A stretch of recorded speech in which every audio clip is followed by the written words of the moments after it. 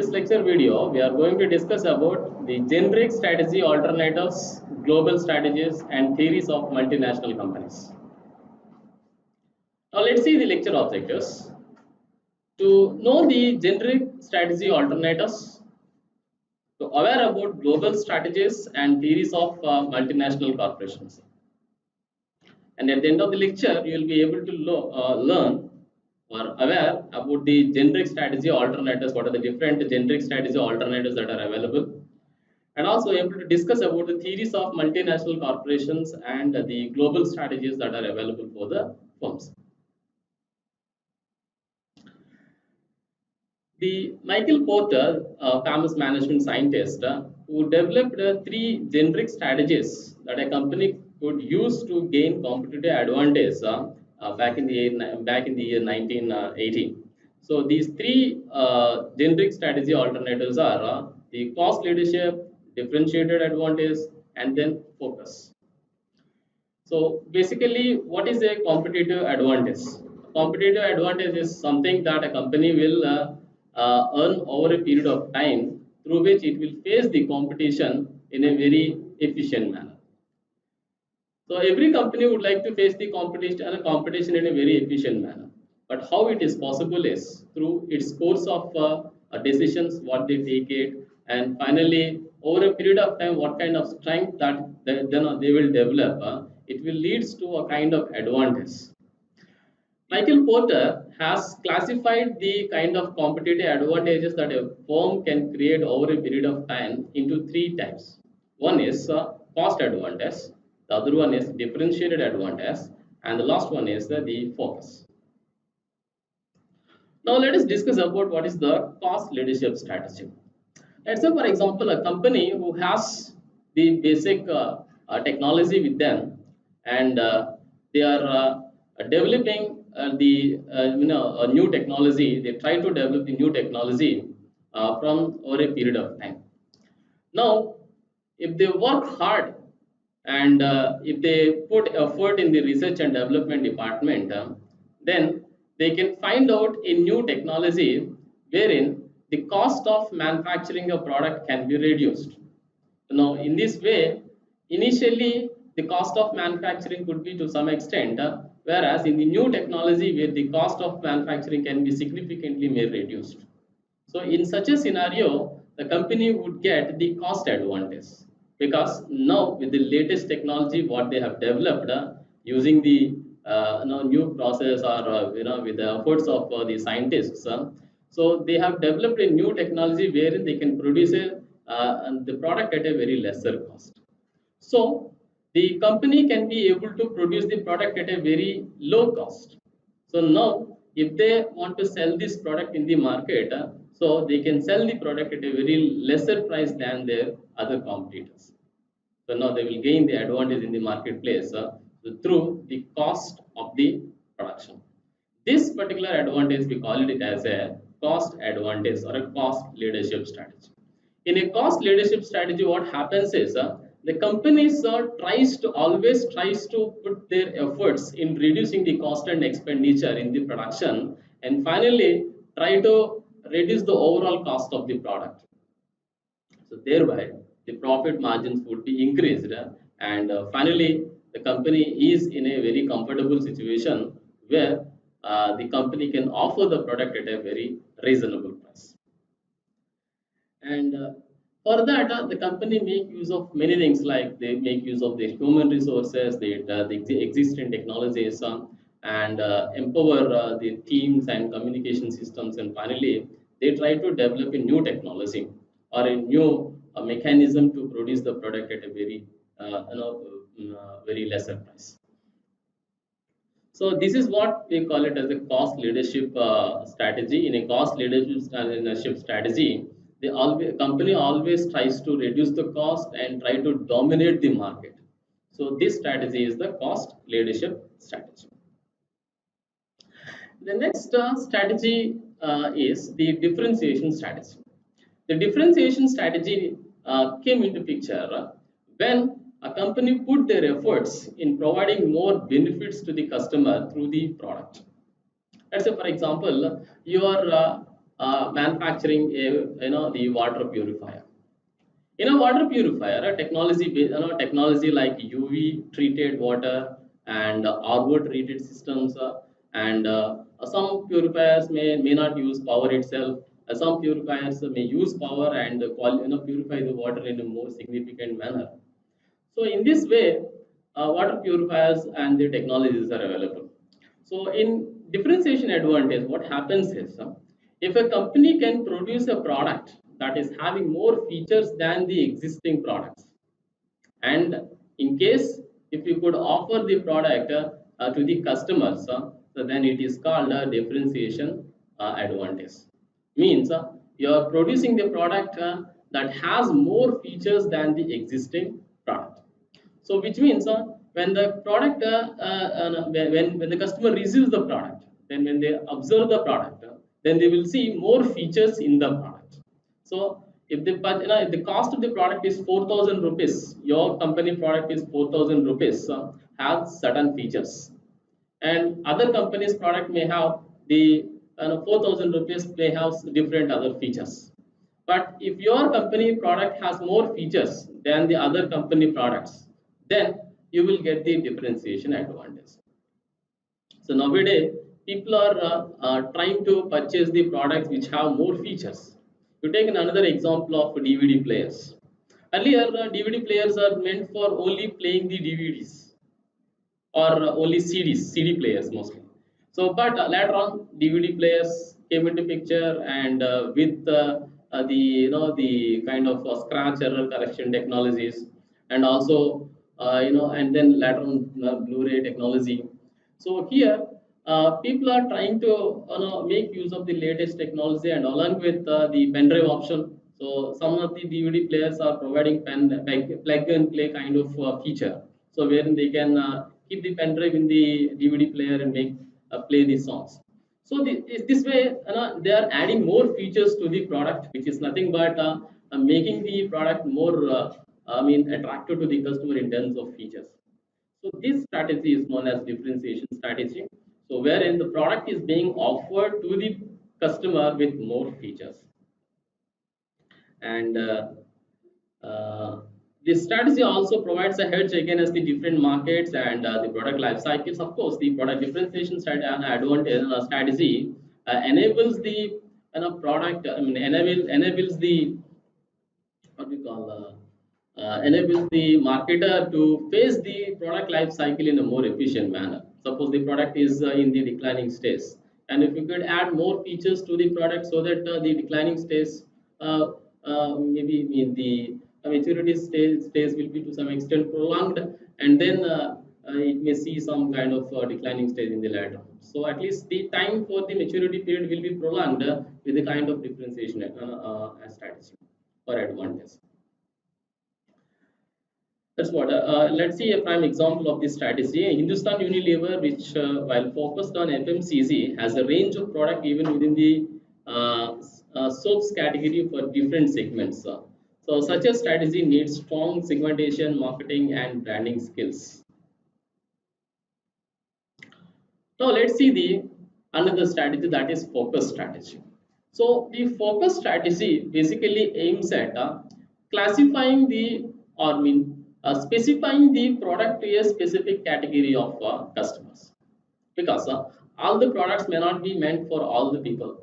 So some of the products may be categorized for some set of people in the market.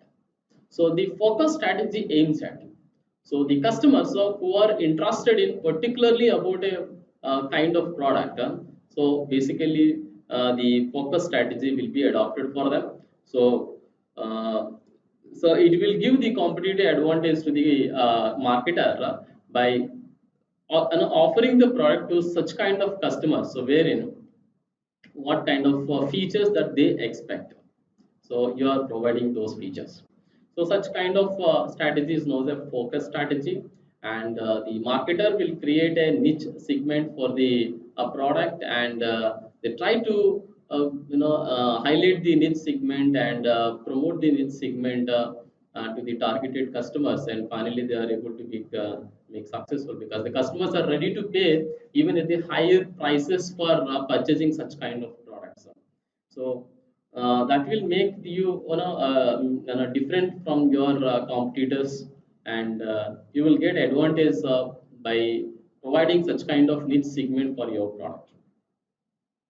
And you will get the competitive advantage here through either by the cost advantage or by the design or differentiated advantage is created specifically for the niche. So whenever whether it is a cost or it is a differentiate, you will create in the niche specifically for such kind of people. The risks are that the niche may not grow, or it may disappear with time and change. Of course, the whatever the niche that you create for a specific product may not prolong for the longer period of time, but it will be sustained for limited period of time. But during that particular time, you will be able to make a good amount of profit. So that's why focus strategy is again another important one. Now, let's see the global strategies. What are the different global strategies that are available for the firms? So, mostly the firms, those who are doing business currently in the domestic market, but if they expect that the product demand has even in the global market, and also in such cases where the product demand in the domestic market is getting saturated and the profitability is getting reduced, so then they may target the global markets, so wherein you will be able to apply the global strategies for the company. Now, in this topic, we are going to discuss about what are the different global strategies that are available for the firms for introducing their product in the global markets and promoting their product in the global market. Now, what is the global strategy? A global strategy is the one that the company makes when it wants to compete and expand in the global market. So, the company wants to develop the product and introduce the product in the market and try to compete with the global players and try to offer the product to the global customers. So, this is what a global strategy is. And the global strategy also the businesses pursue when they wish to expand internationally. So whenever the businesses wants to pursue the international wide access, then it is the global strategy. And nowadays, global strategy is getting easy. Especially when you think about the e-commerce businesses like Amazon, Flipkart, they also have their international footprint. So they have their operations in across the many countries. So if you want to sell your product through Amazon or Flipkart, so simply you'll get the permission and list your product in other areas of business and stock your product in those global areas, and simply you can sell your product without going anywhere. So simply by sitting at your own domestic country and you supply your product to the stockists of a particular country, and you will be able to sell your product to the global customers. So now global selling is now getting easy with the emergence of technology and the kind of global merchandises are available. The global strategy also refers to the plans an organization has developed to target growth beyond its borders. So, specifically, it aims to increase the sales of goods or services abroad. So, finally, the specifically it aims to increase the sales of goods and services abroad. So finally, global strategies always ensure the increase of sales in the global market and also increase of services in the abroad. The global strategy is in fact a shortened term that covers three strategies. So, in the global strategy itself, there are three different strategies. One is international strategy, second one multinational strategy, and the third one is a global strategy. The companies must pursue strategies in those areas if they wish to extend their products internationally. So, if they want to extend their products and services internationally, either of these three strategies must be adopted to go abroad or international markets, access to international markets. Now, let's see the international strategy. What is meant by an international strategy, and how to proceed with international strategy. Now, An international strategy is the one that imports and exports. So you see, some of the companies they understand the global market. They see the demand for the products in the local market, and then eventually they try to find where the products are being available in the international market. Through their assessment, they will find out the areas where the products are getting available in a cheaper price. They target the companies, they target those countries and go there and buy the product and import the products to their from those countries and try to sell the products in the domestic market. So this way, they identify the importing opportunities and try to sell the product in the local market. So this way, they are going to be successful. And through this process, what is going to happen is the customers in the domestic market may not have much options for them to purchase such kind of products in the local areas. But if being an importer, if you could provide such kind of opportunity to the customer, customers are happy and also try to pay as much as money for the kind of products or services what you offer, and you'll be able to make some amount of good profits. In the same way, some of the companies who identify the products which are available abundantly in our country with premium quality, and then they try to search and they try to identify where there is a great demand for the product in the international markets. Finally, out of the demand, what they identified, they try to supply the product to those countries. So thereby, uh, by promising the quality and by supplying the desired quantity, designated quantities to those countries, they'll be able to generate some of foreign income. Anyway, company, every country always and encourage the companies to go for exports. So in the same way, they'll be able to get some amount of support from government and from other agencies, governmental agencies, to do such kind of exporting business. At the same time, by doing this exporting business, they'll be able to help the local people and generate some kind of employment for the local people by doing such kind of exports business.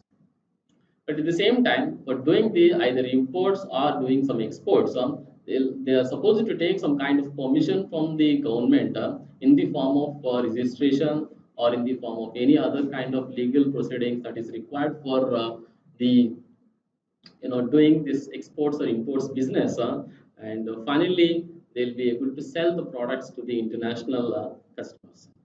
So in other words, it sells the customers abroad and has foreign suppliers. And of course, the international strategy meant for exports and imports, wherein if it is an importer, then you'll be able to identify the supplier in the global market, and if it's an exporter, then you'll be identify the distributor in the global market, and finally trying to sell the product in the global markets. So the international strategy is that, so wherein you sit in your place, you manufacture the product and try to sell the product in the global markets through the exports, and also you'll be able to sell the product in your local market by taking the product from the other countries as in the form of imports. So this strategy is known as international strategy. So where you are not making any kind of investment in the international markets, but you are doing business with the other countries in the form of exports and imports. So this strategy is known as international strategy. However, this type of company does not have any investments like branches, offices, factories outside the home country, uh, but do business with the global customers and local people with the global players. So this kind of strategy is known as an international strategy. This is one of the global strategy. Now, the next strategy when you're going for an international business, the next strategy is a multinational strategy. So, what is a multinational strategy? A multinational strategy involves a multinational company Unlike an international one, it has investments in other countries. It has business, staff, and premises in more than one country. So that is what that makes the difference between international strategy and the international strategy and the multinational strategy. In the multinational strategy, what happens is, being a company, you go to that particular country where you want to make, do some kind of business, make an investment in the form of FDI, like foreign direct investment, and you gonna set up your own kind of business in the foreign country, recruit people from the local, and you also take your home country people to over there and do your business. Such kind of business is known as an international business, and this strategy is known as, sorry, multinational business and multinational strategy. And also it may have the premises more than one country. So not only you do business with your home country and the other country, but also you may have the business with even more countries also. That's why the strategy is known as the multinational strategy. So why multinational strategy? Why? What are the benefit that being a marketer you get the multinational in the multinational strategy? So in the multinational strategy, you get an advantage by making use of the local resources in the in the country where you want to do business. Let's say, for example, in a particular specific country where manpower is cheaply available, so you go there and recruit manpower and start your country, start your business. So that way you can minimize your manpower cost. And also, say for example, in a one particular country where the product demand is more, but imports may be difficult. I mean, exporting may be difficult. In such a scenario, multinational strategy plays a very important role. So, wherein you go there, make some kind of investment, and start your own business over there. So, the legal formalities will be significantly be reduced, and you will be able to cater your product to more number of customers. So that's why the multinational strategy is an important one. However, the multinational strategy does not have coordinated product offerings. Unique product offerings must be there, and also a multinational company focuses more on adopting its products and services to individual local markets. That's the crux for the multinational players, because you need to understand the local customers, local people, because when you are going abroad, you don't know the people, the attitudes and their preferences, and their the sensitivity towards various aspects like price, demand, and their income levels. All you need to make some kind of analysis, and then only you will be able to make the product adaptable to the local people. And also you will be able to provide or render your services to the local people. So then only you will be able to be successful being a multinational company. So that's what a multinational strategy is: going abroad and doing business by making some significant amount of investment and starting your business and selling the product to the customers. And not only that, in the multinational strategy, companies may start their business in the other area and also supply the product from that place to the other people, other places as well. So that is also possible with the multinational strategy. Now let's see the global strategy. What is a global strategy? A global company has investments and is present in several countries.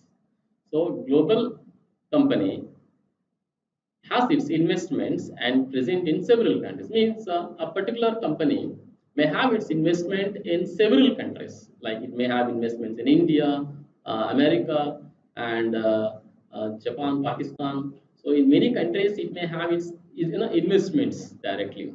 So in such a scenario, such kind of strategy is known as global strategy. So mostly companies which are very much particular about the raw material availability, manpower availability. So making use of the resources that are available in the global wide, they try to do this kind of global strategy, because they know where the product is available cheaply, where the manpower is available cheaply, so that they know all the opportunities, and finally they try to exploit these kind of opportunities by making substantial investments into those countries. So that way, the global strategy makes sense for the international players. And also it markets its goods and services through the use of an identical coordinated image of brand in the every market. Like it has its own brand, identical brand, and using that brand they try to sell their product in the international markets. Let's say take an example of Coca-Cola. So it's an international brand. It's a by global strategy. It may it go it the company make investments across different countries and starting doing business. So they have their investments into various countries. They are producing the country product and they are selling the product across the other and in the respective countries. So that's called a global strategy. And in most cases, there is one corporate office that is responsible for the global wide strategy. Of course, maybe the company may have its operations across different other countries by establishing their independent outlets in every country. But there will be a corporate office in one particular place. Mostly, it's the home place, home country, and do its operations worldwide. And there is also a strong emphasis on cost management, efficiency, and volume, as we discussed now. So, cost advantage they look at, and the efficiency where they get it. Depending upon this, they try to adopt a kind of global strategy and ensure that the product is reached to the global customers with a lower price. Now let's see the theories of international multinational companies. There are some theories that are followed by the multinational companies. So these are there is a host of theories which attempt to explain the reason for MNCs, why the MNCs must exist, and these theories try to answer three fundamental questions. Means these three different multinational company MNC company theories emerge from the following three questions. Now let us see how the MNC theories are being emerged. Starting from the first question, what motivates the what motivates national firms to go and produce abroad? So, what is the prime motto for companies to go for abroad? Whether it is the saturation of local market, and it could be the maybe intention to make some kind of additional profit by entering into the global markets, or maybe the kind of opportunities you might see in the global market for increasing your business. There may be different reasons for going abroad, but what motivates you to go for the global business is the first question to be for the theories of for the emergence of for the theories of international multinational companies. Now, so what enables them to do so? So, in case if you want to go to international business, what enables them to do so? Such kind of going for the international market. What enables you? Whether it is the current opportunities that are available, or the strengths what you have inherently, or what the other intellectual properties what you have, what make you enable to go for the international business. But finally, why do MNCs undertake different forms of investments is another question. So why do MNCs make some kind of the different forms of investments like equity kind of investments into local in the international business, and contractual kind of investments into international business. And some theories are overlapping, whereas some emphasize particularly characteristics of MNCs. So these are the different questions must be answered for the emergence of these theories of multinational companies. So finally, these three are the theories of multinational companies: diversity, complexity, and relevance. So the diversity is something like the people who may have different kind of things, like people religion may be different, race may be different, and these are known as the diversity. And complexity is something like the where it's more complex kind of operations, or maybe the complexity in terms of doing business, complexity in terms of product demand. So through that the emergence of multinational companies may arise. And then relevance: to what extent the products are relevant to the customers. Are we selling our product to the customers where they are more relevant or not? In case if our product demand is more relevant to some other countries, so relevance. So these three are the main theories of multinational companies. So that's all for the today's class. Now let's wind up this lecture. Thank you very much.